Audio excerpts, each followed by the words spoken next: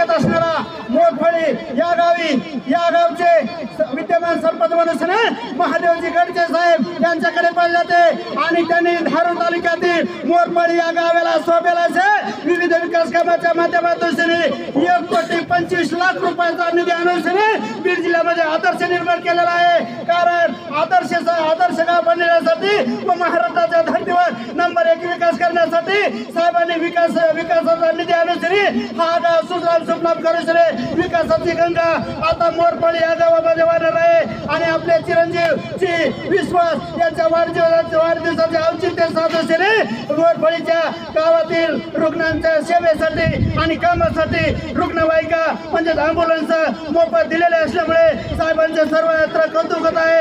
1,25,00,000 रुपयाच्या निधीचे उद्घाटन या माजलगाव विधानसभेचे भावी आमदार म्हणून त्यांच्याकडे पाहिजे ते रमेश राजू आडसकर साहेब यांच्या हस्ते झाले।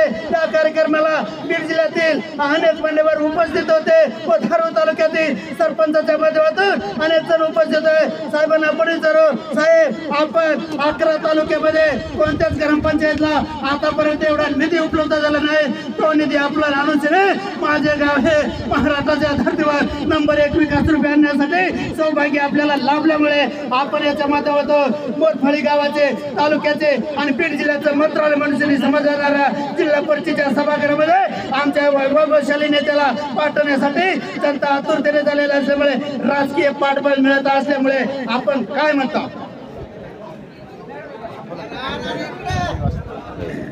मी टेलर आहे पिक्चर गावात विकास माझ्या काहीच नाही। त्यावेळेस सगळं गाव असं दाखवून चारा मोरा बदलून त्यावेळेस मला विकास झाला असं वाटतं। साधारण मायबाप जनता मोरफळी येथे माझ्यासाठी दैवत असल्यामुळे मी त्यांच्यावरच राजकीय गरुडेपासून माझे नेते रमेश राजू आडसकर साहेब यांच्या माध्यमातून विकासाची गंगा रविणार आहे अशी बरक्या लाईव्ह दिवकला माहिती देताना सन्माननीय मोरफळी गावचे विद्यमान सरपंच महादेवजी गडके साहेब लाईव्ह दिवकला माहिती देताना बोलतात। पत्रकार बाबुराव तिरके लाईव्ह दिवकर बीड।